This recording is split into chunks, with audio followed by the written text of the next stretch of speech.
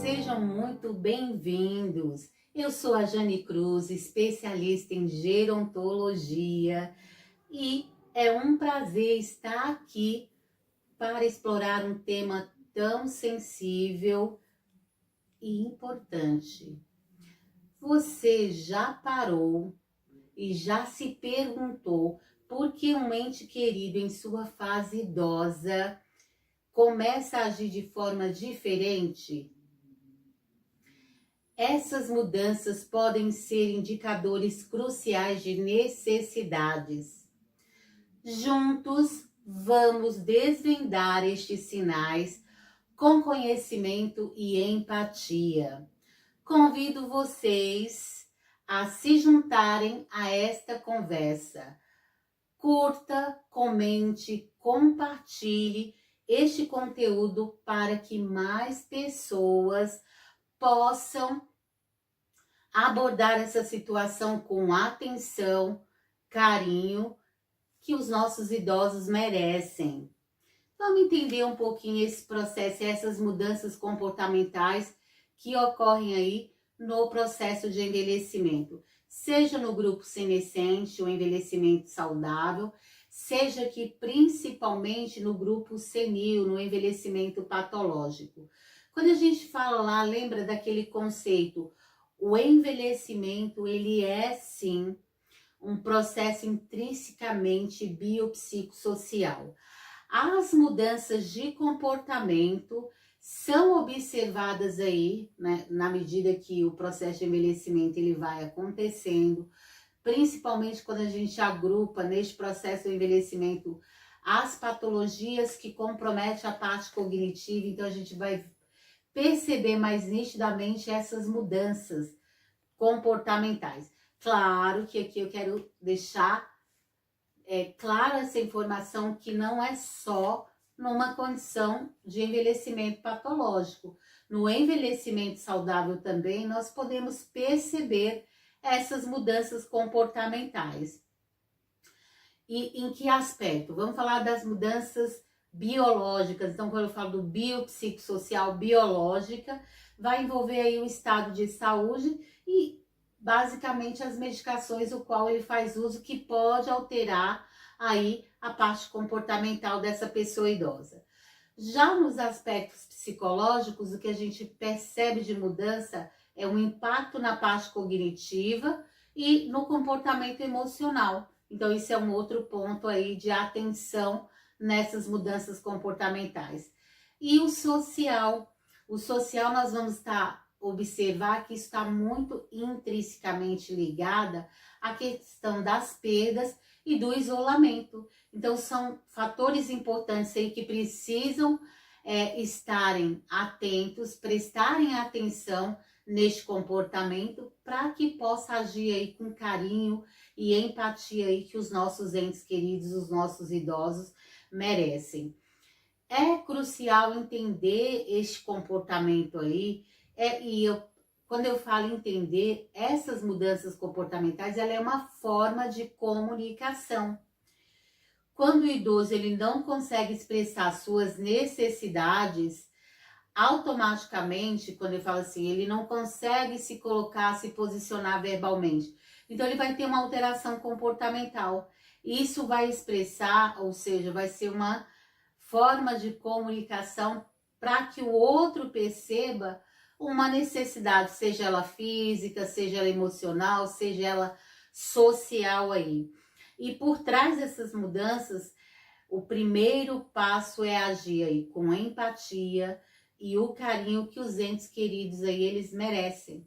Então já começa a haver uma preparação. Se nós entendermos que essas mudanças fazem parte do processo de envelhecimento e as mudanças que vão vir atrelar desse envelhecimento, nós também teremos condição de agir com maior empatia e com carinho aí com os nossos idosos. E o que vocês vão perceber? Quais são as principais mudanças de comportamento que é possível notar, que é possível observar aí na pessoa idosa? Então, primeiro ponto, compreender as mudanças comportamentais aí nos idosos é o passo inicial aí e é fundamental, para que nós possamos agir de forma adequada. Essas alterações, elas são frequentemente manifestadas aí em condições subjacentes, ou seja, o reconhecimento aí precoce. Se você que está aí do outro lado, acompanhando o idoso, seja profissional, seja cuidador, seja familiar, então esse reconhecimento precoce, ele vai servir como um guia para você fazer uma intervenção adequada. Se você sabe qual a mudança comportamental que ele está apresentando e o que está associado a essa mudança comportamental, fica mais fácil para que a intervenção correta ela aconteça e dê uma melhor qualidade de vida aí para os nossos idosos. Então vamos pensar numa mudança aqui, numa alteração de comportamento que é muito comum. Irritabilidade e agressividade. Então, primeira alteração. Isso aqui pode indicar dor não verbalizada, então isso é um ponto de atenção, confusão ou frustração. Olha que relato importante aí. Então, essa alteração de comportamento, ela pode estar me induzindo, ou seja, sendo uma ferramenta de comunicação para eu interpretar essas condições. Segundo ponto, apatia ou retraimento social. Aqui no caso da apatia e do retraimento social, isso é um sinal muito comum e sugestivo, porque aí a gente não dá diagnóstico, é sugestivo aí, comuns de depressão, demência ou até mesmo um quadro de isolamento social. Terceira alteração aí que nós podemos observar nos nossos entes queridos. Desconfiança ou delírios. Comuns em certas demências, é comum um paciente com demência apresentar essa condição. Isso vai alterar a percepção da realidade. Então, ele pode apresentar essas mudanças comportamentais no curso da doença, da alteração aí. Comportamentos repetitivos e ou inquietação.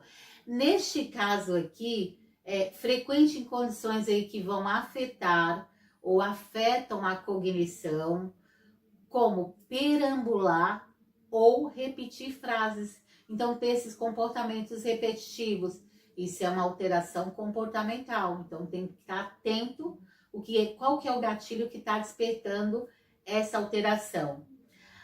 Agora nós temos as alterações no padrão do sono, outro ponto importante. Insônia, sonolência excessiva ou inversão do ciclo, eles podem indicar problemas de saúde ou até mesmo a exacerbação, ou seja, a impregnação da medicação que está em curso e que está em uso aí no tratamento das diferentes processos patológicos. É importante perceber essas alterações para que você possa agir de forma adequada. E como você pode interpretar com empatia? Vamos parar para analisar. Então, eu tenho as alterações, então são percepções que a gente vai notando no dia a dia aí, e aí é necessário que a gente consiga interpretar essas alterações comportamentais. Por exemplo, interpretar o comportamento do idoso vai exigir de todos nós empatia. É o primeiro ponto, se colocar no lugar do outro para que você possa perceber qual que é o sinal, o que ele quer comunicar com aquela mudança de comportamento. Cada ação é uma comunicação. Então, ou seja, cada alteração de comportamento é uma comunicação. Adote, então, uma perspectiva na pessoa para entender sua individualidade e principalmente a sua dignidade. Então, para isso, o que você precisa considerar? Para que você possa interpretar aí com empatia essas alterações. A abordagem centrada na pessoa. Então, você tem que olhar o indivíduo. É a pessoa que está apresentando essa mudança de comportamento. Coloque o idoso aí no centro do cuidado, porque ele é o principal. ele é o protagonista, então ele precisa ser o centro, valorizando aí, claro, a sua história e a sua singularidade. Então já começou aí com uma abordagem empática. Valide sentimentos e percepções. Aqui nesse ponto, reconheça a emoção por trás, ou seja, do que ele vem expressando, dessa alteração comportamental. Mesmo que a percepção da realidade esteja alterada. Pratique a escuta ativa. Aqui neste caso, ouça com atenção plena as palavras. Linguagem corporal, tom de voz, sem interrupções ou julgamentos. Então esse é um ponto crucial aí. Não leve para o lado pessoal. Lembre que você está na posição de profissional, então você tem que aprender a separar os aspectos pessoais dos aspectos profissionais. Então, comportamentos desafiadores são muitas vezes manifestações de dor, confusão ou até mesmo medo, não ataques pessoais. Então, ele não está querendo te atacar. Isso é uma linguagem corporal, uma forma de se comunicar. Diferencie o comportamento aí da pessoa. Ou seja, mude a perspectiva. O que eu quero dizer com isso? Em vez de você falar, essa pessoa é difícil, passe a falar, esta situação está sendo difícil para a pessoa. Então você mudou a estratégia. E com isso você vai conseguir interpretar essas alterações com empatia. Fique aqui uma dica, né? Anote aí essa dica até para ajudar na questão da interpretação. Crie um diário de comportamento para identificar padrões e gatilhos. Então você vai começar a registrar quando ele apresenta as mudanças e quais foram esses gatilhos. Porque sempre por trás de uma mudança de comportamento, uma alteração, tem um gatilho. O medo. O medo do quê? Do escuro, de cair, de ficar sozinho. Qual é esse gatilho que está por trás dessa mudança comportamental? Então já começa a ter uma condição aí mais adequada para que você possa atender de forma digna, com carinho, com empatia e com respeito o seu ente querido, a pessoa idosa o qual você cuida. E quais são as estratégias que você pode colocar em prática para melhorar a qualidade de vida para essa pessoa nesses quadros de alterações comportamentais? Primeiro ponto aí, vamos agir com compreensão e empatia, é claro, sempre. Quando a gente se posiciona no lugar do outro, a gente tem uma maior chance de agir de forma assertiva aí. É hora de agir, por exemplo. As seguintes estratégias práticas aí que vocês podem colocar em prática e que vão te ajudar a auxiliar aí na gestão e no suporte aí dos idosos que apresentam essas mudanças comportamentais. Primeiro ponto, busque avaliação profissional. Isso é uma característica importante aqui neste aspecto. Porque quando você busca avaliação profissional, você consulta o geriatra, psicólogos, neurologistas. Esse conjunto multidisciplinar, essa possibilidade de ter esta assistência da equipe multidisciplinar, ela vai permitir um diagnóstico preciso e um tratamento adequado. Porque uma vez que eu identifico, né, falando aí dos profissionais, identificam essas mudanças e os gatilhos que podem desencadear essas mudanças, vai ocorrer o diagnóstico preciso e, obviamente, o tratamento adequado aí. Estabeleça rotinas claras. A rotina ela é sempre um ponto crucial, ela é importante aí para os nossos idosos. Crie um cronograma diário com E aí esse cronograma ele tem que ser consistente, tem que ser contínuo, né? É como se fosse um ritual. Vamos colocar essa palavra aqui como consenso. Para alimentação, para higiene, para as atividades de lazer, para o momento do sono. E isso tudo vai fazer com que ocorra uma redução da ansiedade nessa pessoa idosa, no seu ente querido. Adapte o ambiente físico, otimize o espaço para ser seguro, confortável e calmo aí para todos, principalmente para o seu ente querido aí. Isso vai minimizar o quadro de confusão ou até mesmo agitação. Outro ponto importante aqui de estratégia, né? Incentive a autonomia e o engajamento. Olha que bacana, então incentivar a autonomia dessa pessoa idosa e o engajamento dela. Isso vai permitir que o idoso ele participe de decisões e tarefas simples no seu dia a dia aí. Isso vai ser muito importante aí para o seu ente querido. Isso vai fazer a manutenção do seu senso de propósito aí.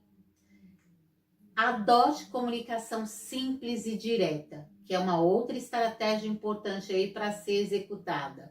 Utilize frases curtas, tom de voz calmo e o tempo para processar as informações. Então, quando você agrupa isso aqui, você consegue adotar essa comunicação simples e direta aí com o idoso. Promova a inclusão social e atividades.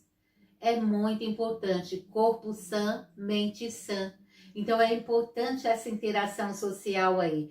Estimule a participação em grupos sociais, estimule ele aí a praticar os seus hobbies. O que ele gosta? Cantar, dançar, ler, declamar, escrever poema, nadar. O que ele gosta? O que ele tem de hobby aí no dia a dia? E traga isso para esse contexto dele diário, com alegria. Isso vai com certeza combater o isolamento social. Então essas estratégias aí vai te ajudar, você familiar, que tem um ente querido em casa com essas mudanças comportamentais, você profissional aí, seja cuidador profissional, seja cuidador formal, todos envolvidos aí no cuidado, essas estratégias elas funcionam e vão otimizar um cuidado com empatia e carinho.